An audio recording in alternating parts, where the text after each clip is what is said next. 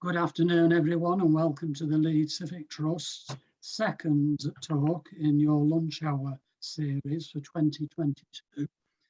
I'm Mark Parry, and I'm with Dr. Kevin Grady, who gives these talks, thankfully. We'll have a brief question and answer session at the end, so please put your questions in the chat and not the Q&A. That helps us monitor things. And I'll pick out a few key questions for Kevin at the end. We're recording this so people can watch it at a time to suit themselves later. And you go to the Leeds Civic Trust website to find the link for that. Today's talk is called When the Streets Ran with Blood and tells the story of butchers, cattle markets, slaughterhouses from the 18th century to the present day. It goes back to the days when the Leeds butcher's Shambles was in Briggate, the cattle market was on the site of Kirkgate Market, and the site of today's Victoria Quarter was occupied by 7 large slaughterhouses. So, Kevin, it's over to you. Right, well, I'll attempt to do my screen sharing and fingers crossed. All right, yeah, let's see.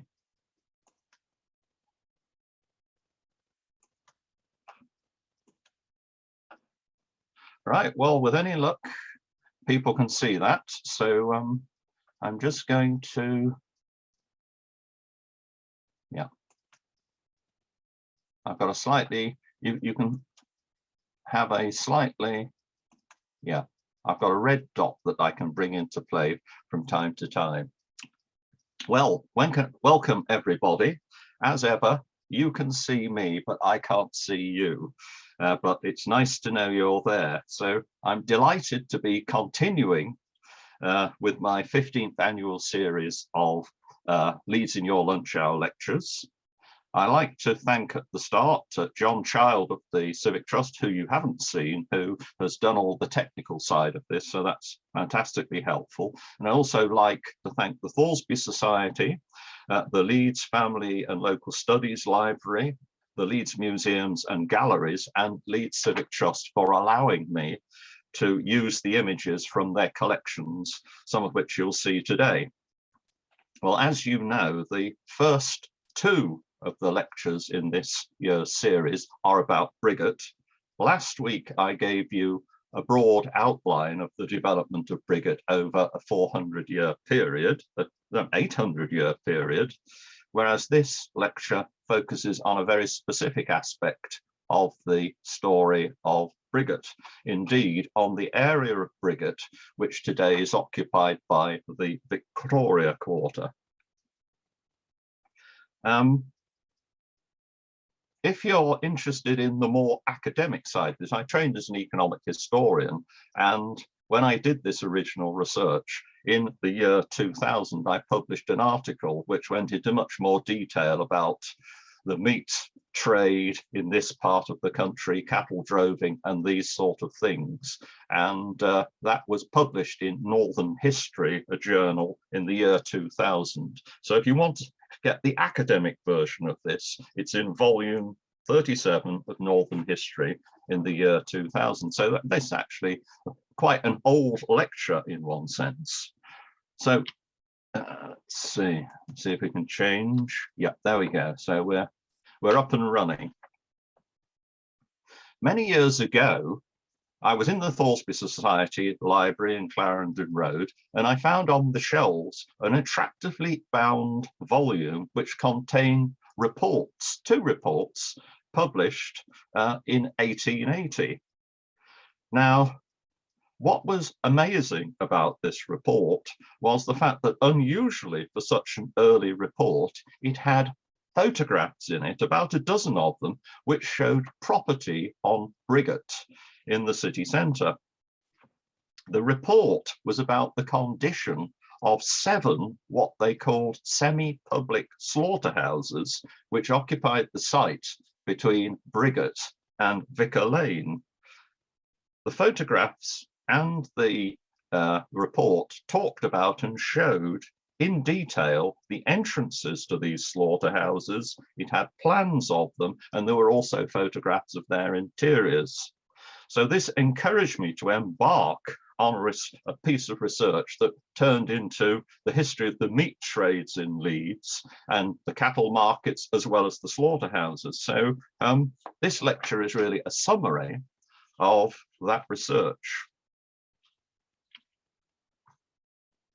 During the early 18th century, the population of Leeds was about 6,000, and over the course of the century, it grew to 30,000, so it grew fivefold. And because of the inhabitants of Leeds and its neighbours in the West Riding out to the west side, because they specialised in cloth production, they were not able to produce the quantity of meat which people wanted. So local agriculture didn't meet that need. Well, in the 1720s, much of the cattle that Leeds people consumed came from the North Riding and Lancashire, and the sheep that they got came from adjacent counties. But as the 18th century progressed, as this slide shows, Scottish cattle became the principal source of beef for the Leeds market, and immense quantities of cattle were driven down from Scotland on the west side of the Pennines through Westmoreland and Cumberland, and on the north side of the Pennines through Northumberland and Durham. Much of this cattle was destined for London, but a great deal got no further than Yorkshire and the Craven district, where it was fattened before being sold to butchers in Leeds, Wakefield, and other West Riding towns. So the 18th century was the age of the cattle drovers, and you have to picture Leeds at times rather like a Wild West town with herds of cattle being driven through the streets to the butchers to be slaughtered and then to be sold in the butcher's shambles. As you know from last week, Ralph Thoresby tells us Briggate was the central marketplace of Leeds. And as we see on this slide, just above Kirkgate, where we see the Moot Hole, the Shambles and the Cross, Ralph Thoresby described the markets, and he said, above the market for milk cows, that is just above Briggate, Kirkgate, is the fish market, which, notwithstanding its great distance from the sea, is weekly, thrice and twice, if not oftener, plentifully furnished with a great variety of fish. He then proceeds and says, a little above this is the Moot Hall in the front of the Middle Row, on one side of which is the best furnished shambles in the north of England. And just looking on the right-hand side of the Moot Hall, you can get an impression just of butcher's meat, I think, and that's where the butcher's shops was. He also noted that in the upper hedgerow is the horse fair, and in the lower hedgerow is the forum soarium, by which he meant the pig market. From other sources, it's evident that the cattle market was in Vicar Lane. In addition to the weekly cattle markets, there were two annual livestock fairs. One was held on the 10th of 11th of July for horses, and the other in the autumn on the 8th and 9th of November for horned cattle. For much of the century, it was the November Cattle Fair, which was the major livestock event, and it provided many animals for supplies of salted meat, which would be eaten over the winter.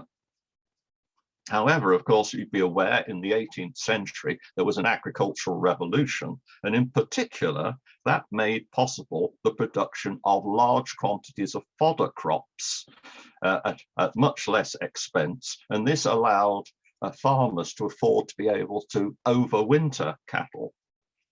So that by then, for the large West Riding towns, the demand for fresh meat could be supplied all the year round.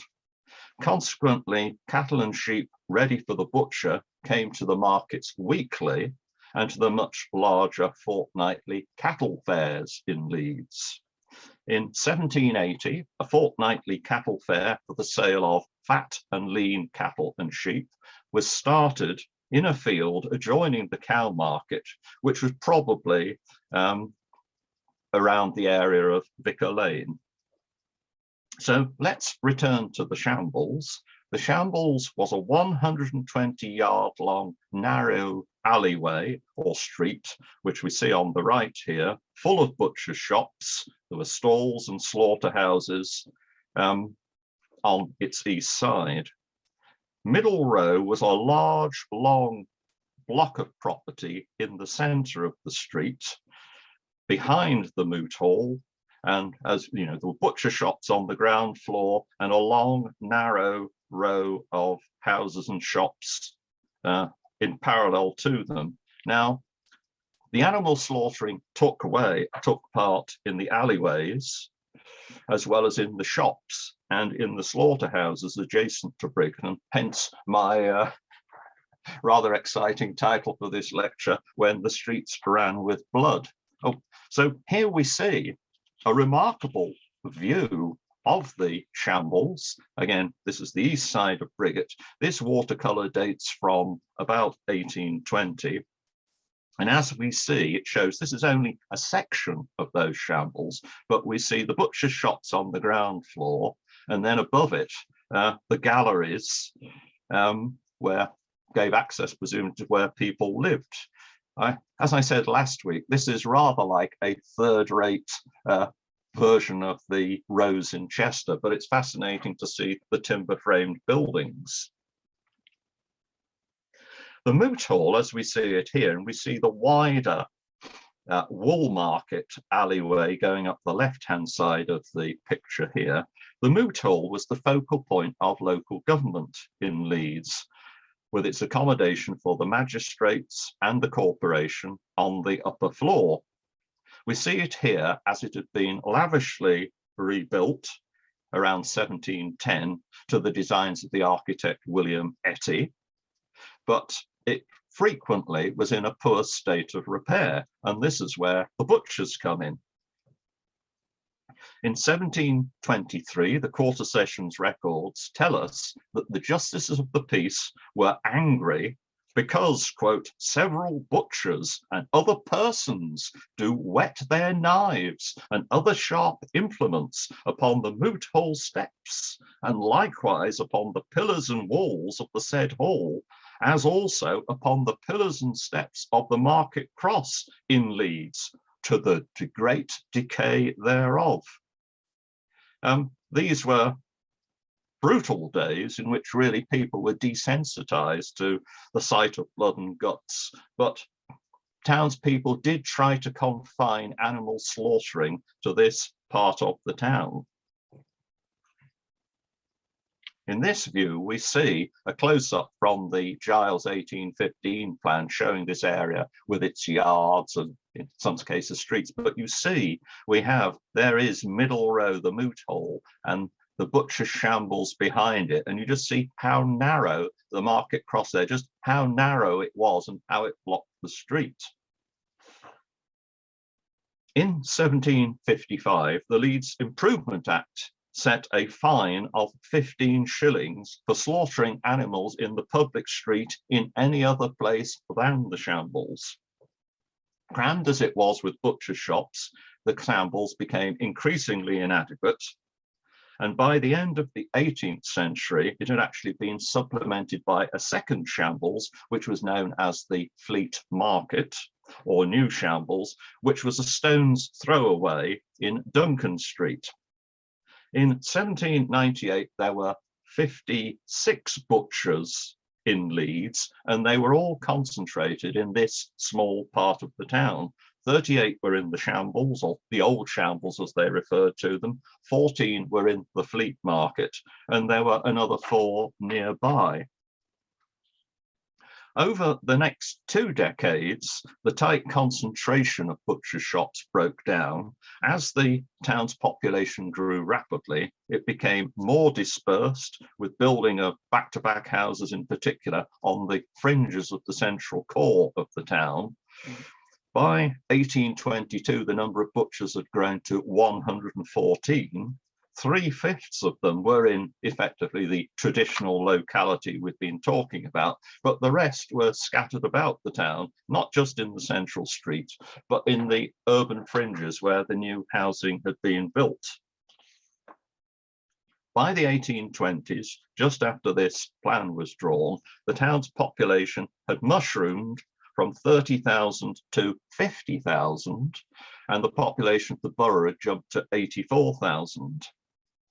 From contemporary newspaper reports, it's clear that the most influential townspeople wanted to enlarge and improve the town's market facilities, and also to clear the blockage which Middle Row constituted in the middle of Briggate. After all, this was the road to London. So they wanted to clear the market stalls off Briggate and to demolish the Moot Hall and Middle Row.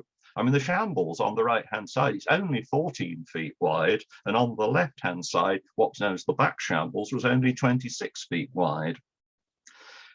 They decided they wanted a new site for both the wholesale fruit and vegetable market, which was held in Briggate, and also the cattle market. The long-standing difficulty was that if you were going to do this and demolish the Moot Hall and Middle Row, you needed a replacement town hall, and where were you going to put the butchers? The issue of replacing the town hall was solved when this building, the Leeds Courthouse, was erected in 1813 in Park Row. It was down the lower end of Park Row, quite close to where City Square is. Amidst the heady commercial boom and development boom in Leeds in the 1820s, 2 butchers sensed a major commercial opportunity in building a new Shambles, which they called the Bazaar and Shambles, and this was financed by 2 butchers, the brothers Joseph and Frederick Rinder, and here we see it opened in 1824. The buildings on the site ran through from Briggate, this is the Briggate frontage, through to Vicar Lane at right angles to where the old Shambles was.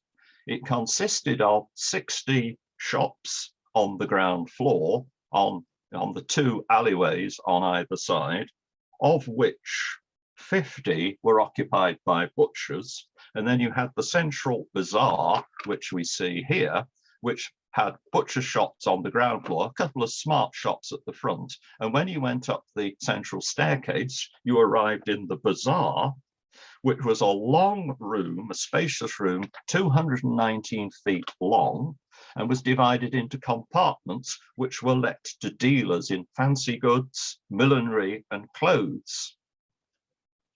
Now, undoubtedly, the Rinders sought to produce an imposing development far removed from the squalor associated with the Shambles.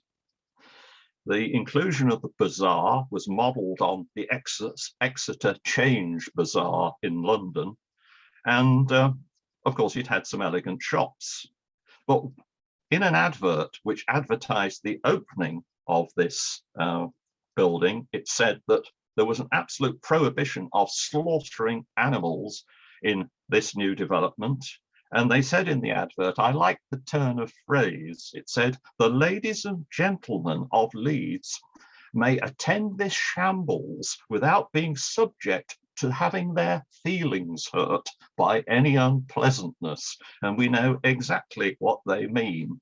Now, if you've gone down these Shambles, the bazaar and Shambles only extended for halfway down the distance to Vicar Lane. And if you got to the end of the Shambles, this is the view that you would have seen. Now, I was really excited by this because about 30 years ago, in one of my evening classes, a student came along and produced this, quite a large drawing by Percy Robinson. I'd never seen it before, clearly she had the original, and there's this fantastic view of what you see when you've got to the end of the Shambles.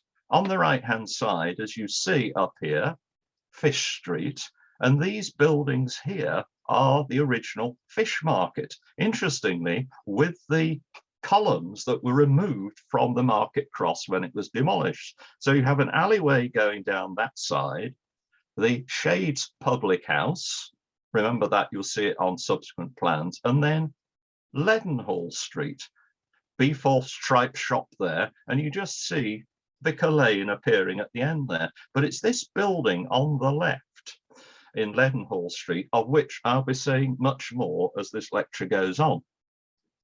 So in 1825, happily, the corporation was able to demolish the Moot Hall and clear away Middle Row. And we have this fantastic view from about 1830 showing the cleared Briggate with the new Corn Exchange at the top. Well, running in parallel to these activities was the removal of the wholesale fruit and vegetable market from Briggate. Under the powers of the 1824 Improvement Act, the Leeds Improvement Commissioners were able to buy what we see here, which was the Vicar's Field at the top of Kirkgate, known as Vicar's Croft, with the vicarage, which we see as Building E. They were able to buy that, remove the vicar to a nice house in Park Place, and this area became the vegetable market and the cattle market.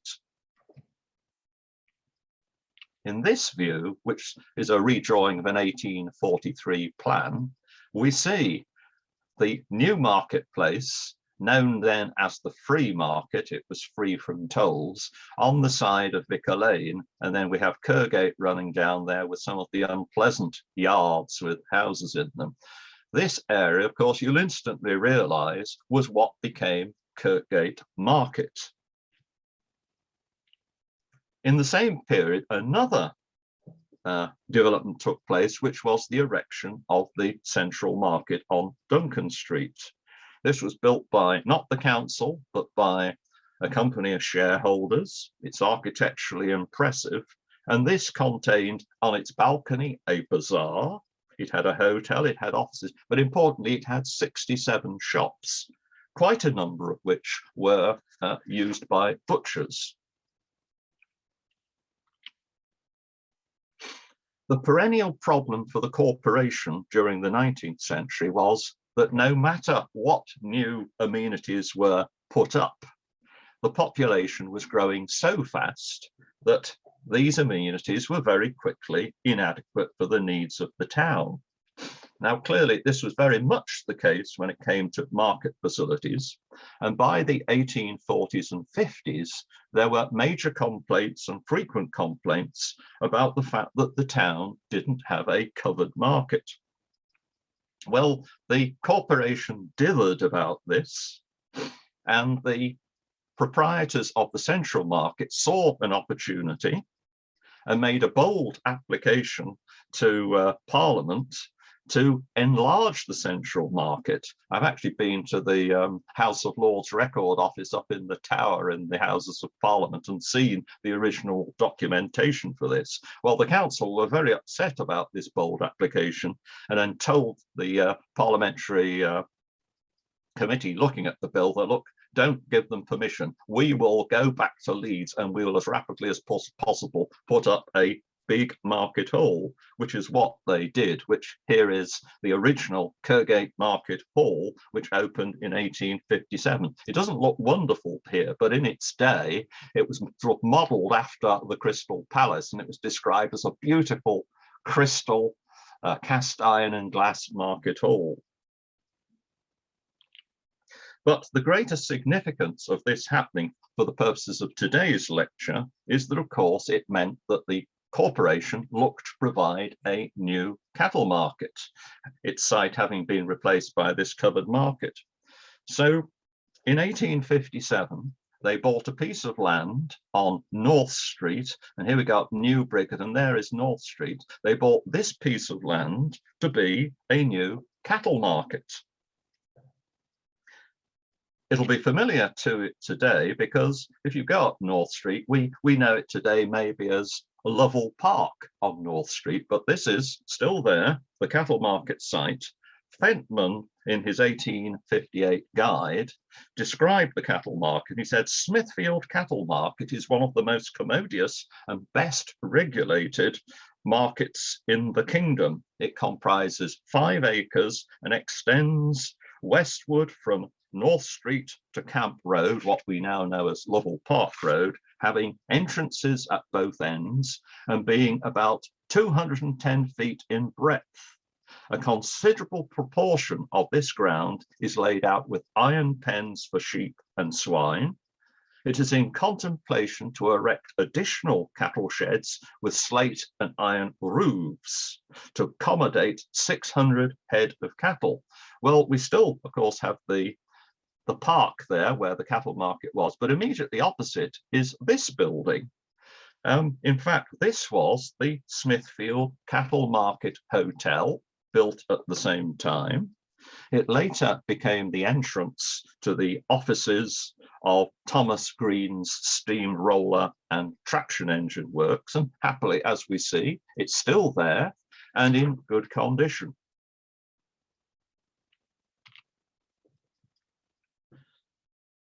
By now, you'll be wondering, well, where were the cattle going to be slaughtered if they could no longer be slaughtered in Briggate, in the Shambles? Even in the days when cattle was being slaughtered in the shops and alleyways of the old Shambles, I imagine in the 18th century, there must have been small slaughterhouses nearby in the yards somewhere. But the great increase in demand for meat encouraged the Rinder brothers, soon after building the bazaar and Shambles, to erect a large and well-appointed public wholesale meat market and slaughterhouse, which they called the Leadenhall Carcass Market and Slaughterhouse. Now here is a close-up of this plan. On the plan, I've highlighted in colour the bazaar and Shambles, which we see in blue, just coming off Briggate, and you see the fish market just around there.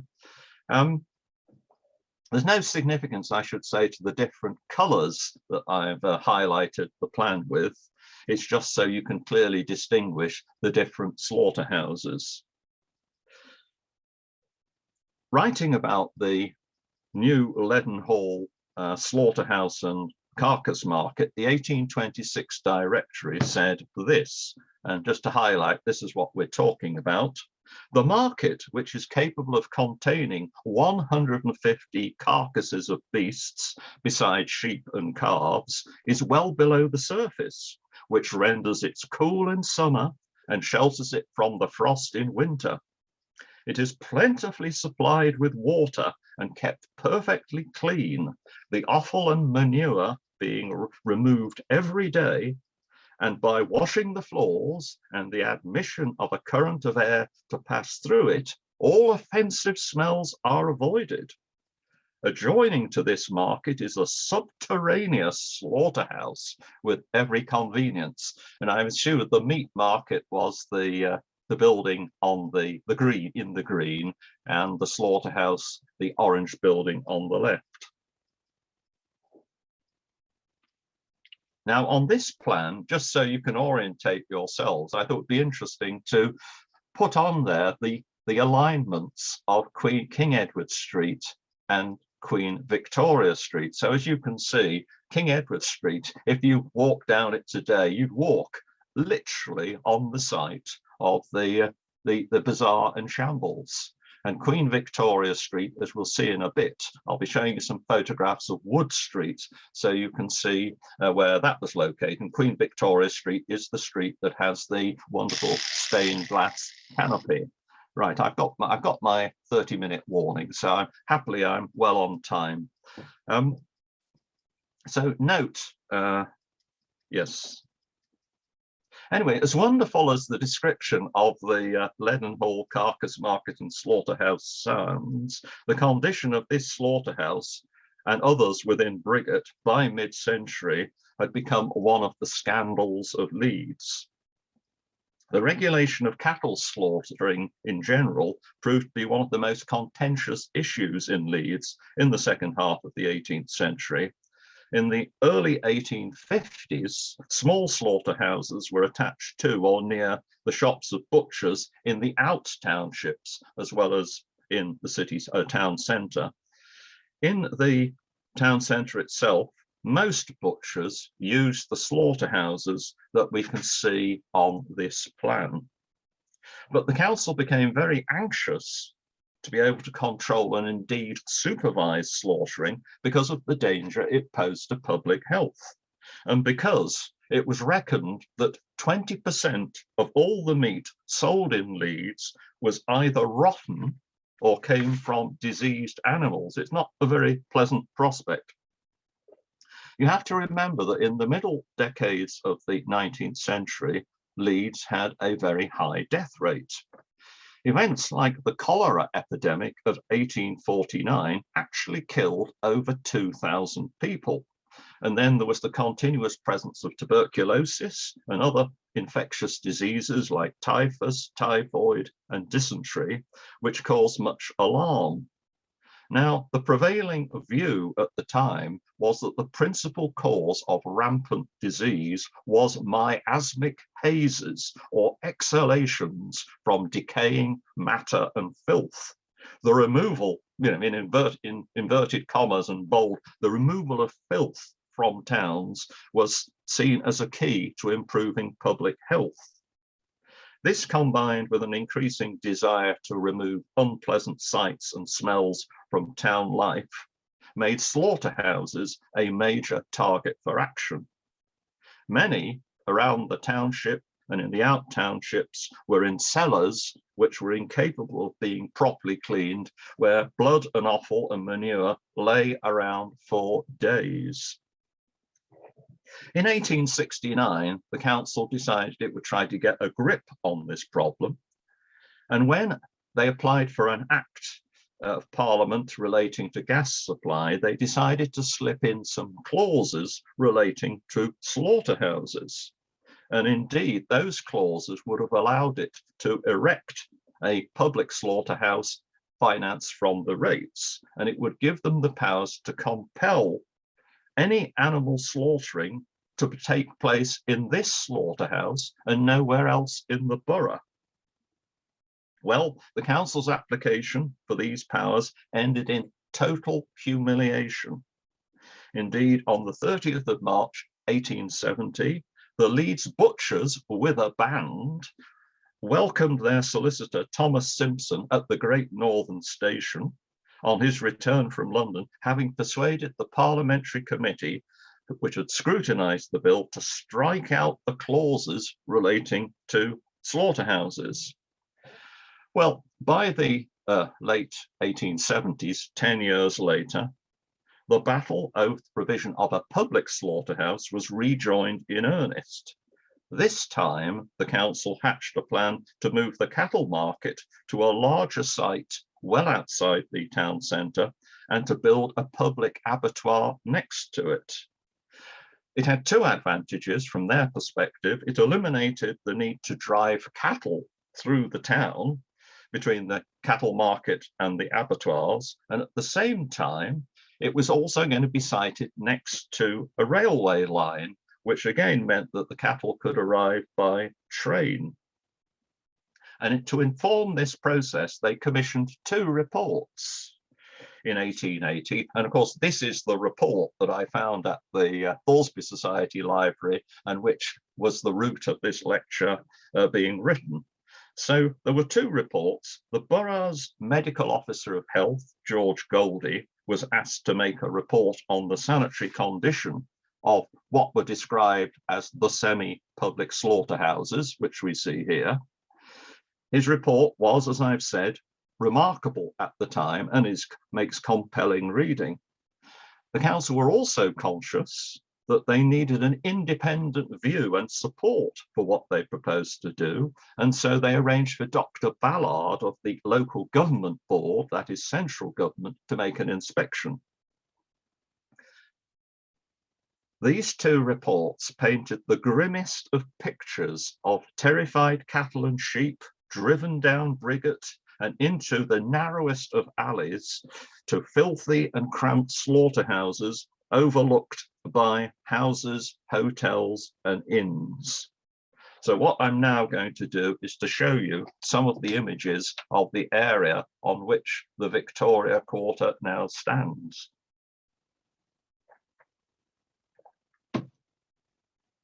First of all, here are a few pictures that weren't actually in the report, but wonderful they are.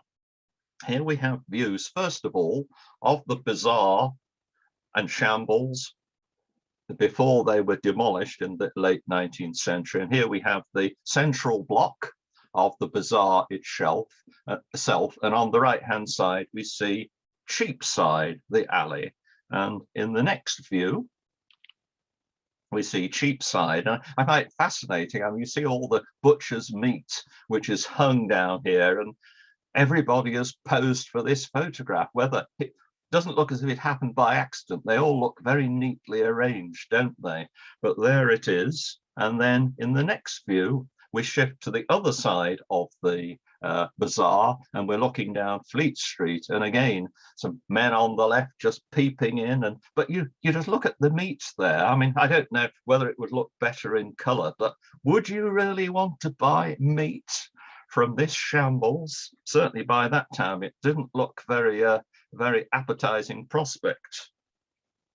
So I'm now going to look into, using photographs from the report, this group of 3 slaughterhouses just below the bazaar itself. And here we see them, that enlarged image there. So we're going to look at these 3. That's the upper floor of Smith's slaughterhouse. And we'll also look at Watson's slaughterhouse. What's interesting about this to me is that the Smiths we come across when we're looking at these slaughterhouses, the Smiths were ancestors of Humphrey Smith, who is the owner of Sam Smith's brewery in Tadcaster. And the Watsons referred to here, that family later was down the line, Soapy Joe Watson got into soap making, and of course there was that wonderful factory on the west side of the railway station between the river and canal, which is so famous. But so they had other interests. So here we are. Sorry, just to emphasize this, we're coming in from this, where the arrow is at the bottom of this diagram, we're coming into that entranceway, and here it is. So this is the entrance to the Smithfield Meat Market and Slaughter Yard, owned by Mr. Smith. Now, you see, we've got the butcher shops on either side of the entrance, and then we've got this alleyway. But what strikes me is this lantern above the entrance, which, as you can see, says Temperance and Commercial Hotel. And it encourages you to go in by saying, we have well-aired beds. What it doesn't tell you is that when you look out of your back bedroom window, you're going to see this, a slaughterhouse, no doubt with slaughtering going on. So this is the interior of Mr. William Smith's slaughter yard. And it doesn't look very pleasant, doesn't it? And no doubt it was deeper. And then if we go to the bottom of the yard, we see the entrances to Watson's slaughter yard, and there it is, and there is Mr. Watson's slaughter yard. A bit of meat hanging up there, but doesn't it look nasty and dirty and awful? Well, we move on then, and we look at this other slaughter house here. This is owned by J.R. Smith, another ancestor of Humphrey Smith and the family that actually created the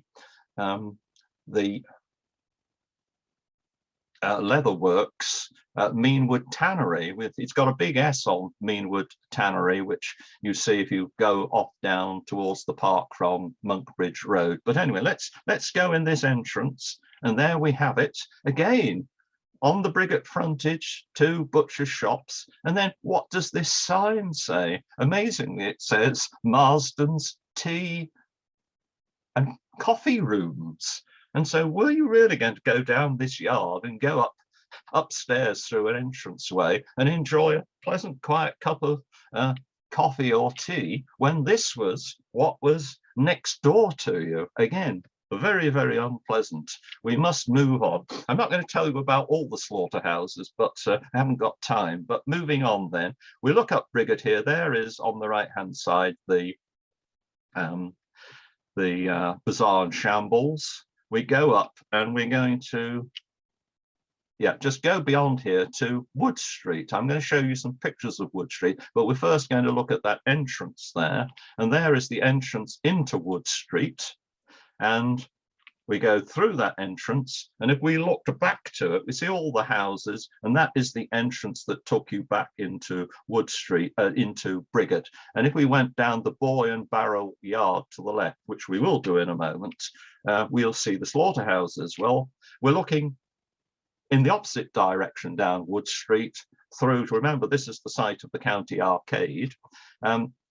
Oh no, sorry, yes, the site of Queen Victoria Street.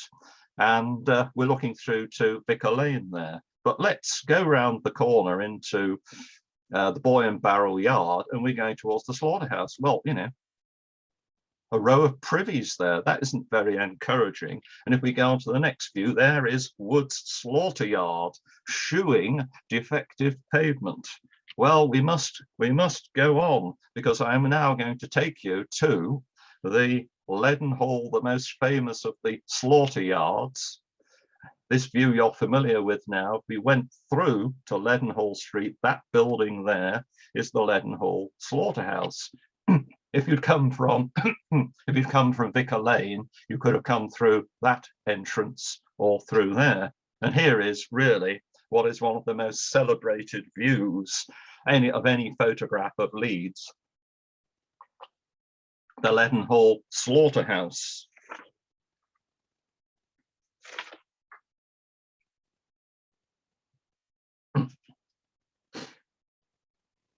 This was a double-decker slaughterhouse, and of course what the report says, which is so unpleasant, is that in order to get the particularly the sheep through here up to the upper level for the upper level slaughterhouse, they had to be driven through this, and then they had to be driven up a sort of terrible ramp to go up there. And well, it's just very grim, and it was clearly very insanitary. Well then, despite the shocking nature of the 1880 reports, the council was unable to force the closure of the slaughterhouses. Nevertheless, amidst the great opposition from the butchers, it pursued another plan, and that was to move the cattle market from North Street and to move it to a site between Geldord Road and Whitehall Road on the south side of the southwest of the town, about 1.5 miles approximately from the heart of the city centre, where they bought this 16-acre site at a place which was then known as Copley Hill.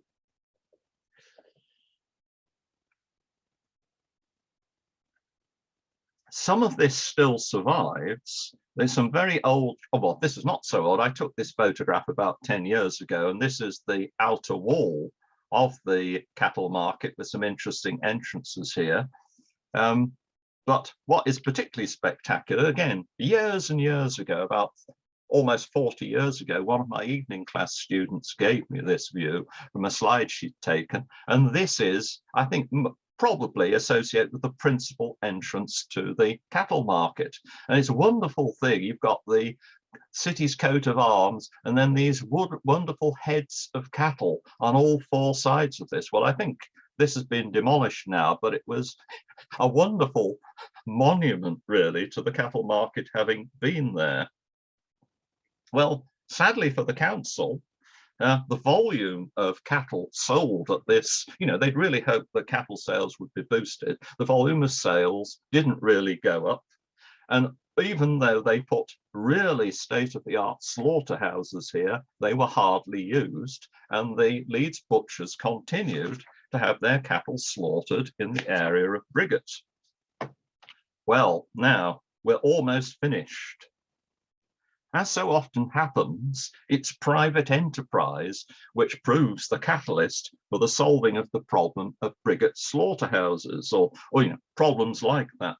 In 1890s or the late 1890s, the Leeds Estates Company a company specially formed for the purpose, had the idea of redeveloping the whole of the decrepit and insanitary property on the east side of Briggate, running from the Bay Horse Yard down to the north edge of the property on Kirkgate.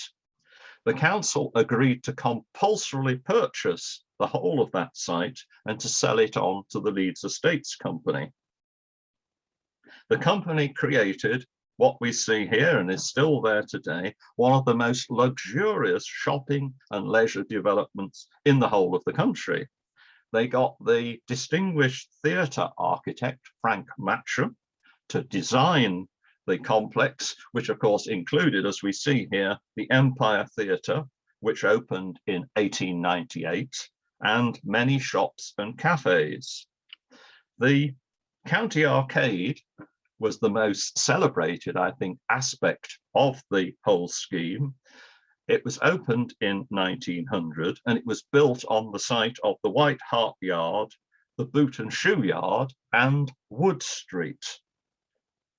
At the time, its impact of the whole development really was similar to the impact, I think, that the opening of the Trinity shopping centre in Leeds had in recent times. The council, having done well financially out of the arrangements, finally achieved its 50-year-old objective of both removing the slaughterhouses from Briggate, but at the same time building a state-of-the-art public abattoir and wholesale meat market. This was on North Street. Here we see a very fuzzy image of it, but it was built on the site where today is the multi-storey market car park next to the bus station. And here we see in all its glory. It opened in 1899, and as you can see, was architecturally very impressive. It was state of the art. It was a wonderful brochure with lots of pictures celebrating its opening. It was right in the heart of the city centre. It was very much liked, in particular, by the wholesale butchers, so it was extremely well used. Well, I really do regret I didn't arrive in Leeds in time until 1969 to see this before it was demolished, but my friend Doreen Wood, who is 101, fondly remembers episodes when the cattle were driven in here and you get an escaped cow that would run around the streets in the locality, causing much excitement. Well, the building was demolished in 1966 because it no longer complied with modern slaughtering practices and regulations, etc., etc. And it was replaced by a new facility, which I think, but I'm not absolutely certain, was at where the wholesale markets were on Pontefract Lane. Well, our time has almost run out, but there are just a few thoughts to conclude. Firstly, it is that though the Bazaar and Shambles and the Briggate Slaughterhouses have gone for more than a century, for those that have eyes to see, there are still reminders of them. Primarily, this is in street names. So today, when you walk off Kirkgate up Fish Street, you should remember that you're walking up the narrow alley that took you to the fish market at the back of the Bazaar and Shambles in the 1820s. Equally, when you walk down Central Road, you should note that you're walking along the western carriageway of the Central Market, which had opened in 1827. But intriguingly, one part of the fabric of the Bazaar and Shambles may still survive. You may have noticed in this view that the crowning glory of the Bazaar and Shambles in the 1820s was the stone lion, which sat on top of the central block. Looking at this lion in this view, I've always often thought it looked a bit familiar. Well, we do live in Yorkshire, don't we? And when the Bazaar and Shambles was demolished in 1898, it's unlikely that a good lion would be allowed to go to waste.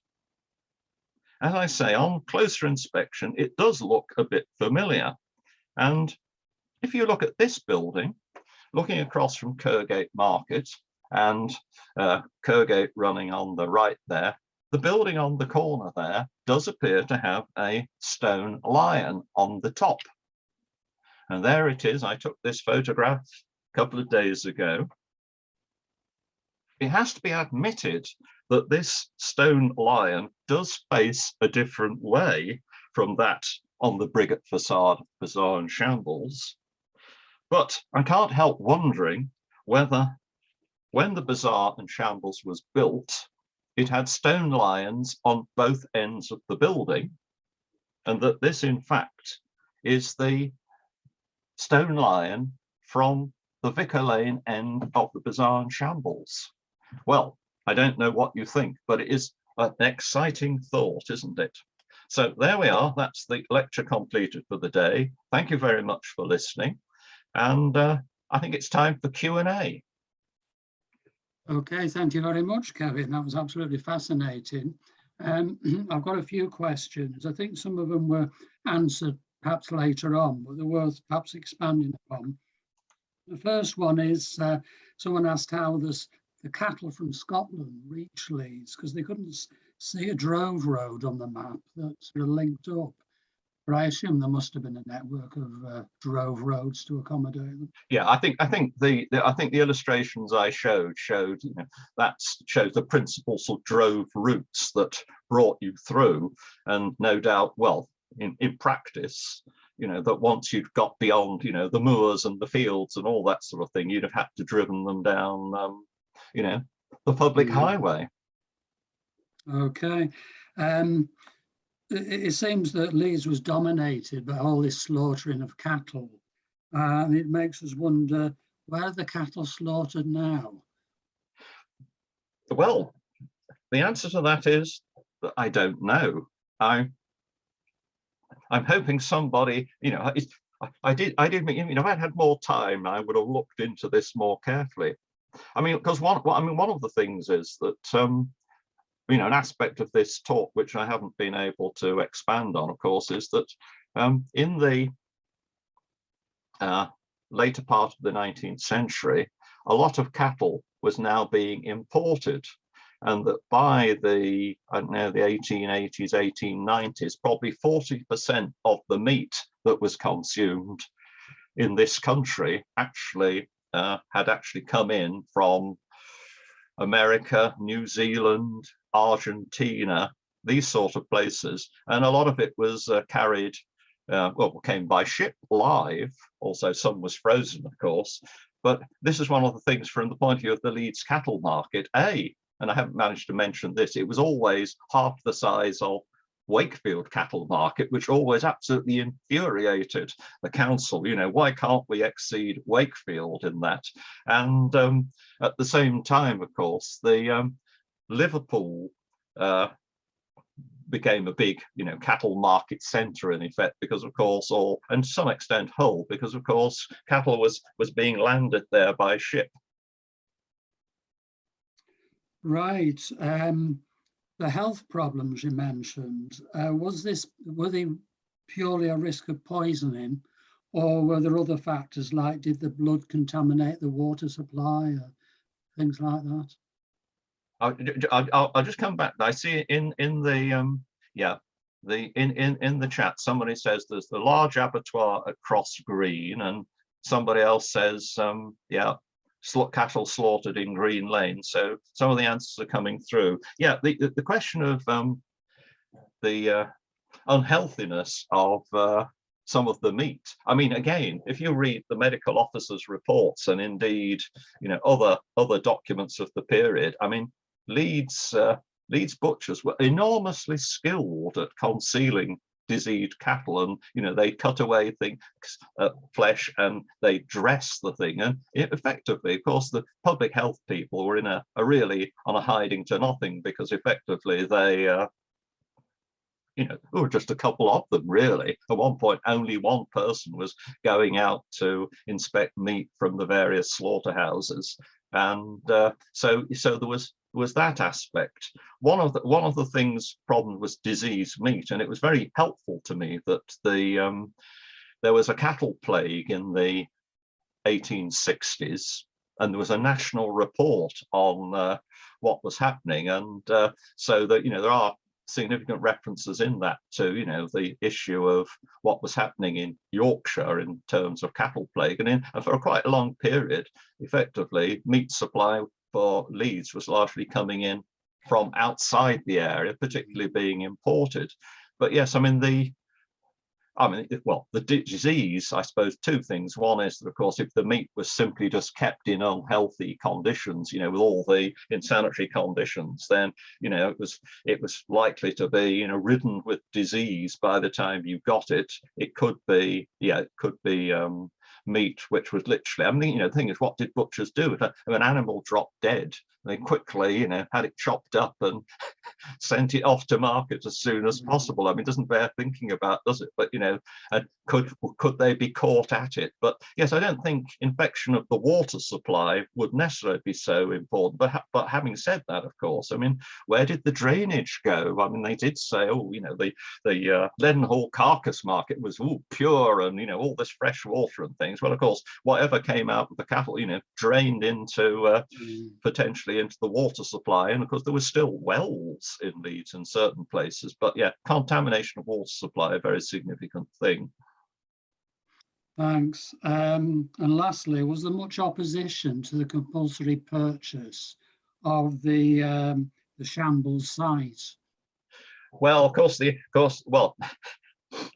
I think provided the, I haven't looked into that aspect of it, but of course, the thing is really that once you've got powers of compulsory purchase, I suspect by that point, the only opposition was over the question of the value of, what did you get paid a good amount for, the property that you were selling? Well, given the state, as we've seen from those photographs, sort of effectively almost 20 years earlier than they were compulsorily purchased. I think there've been opposition, but it will be to do with money rather than anything else.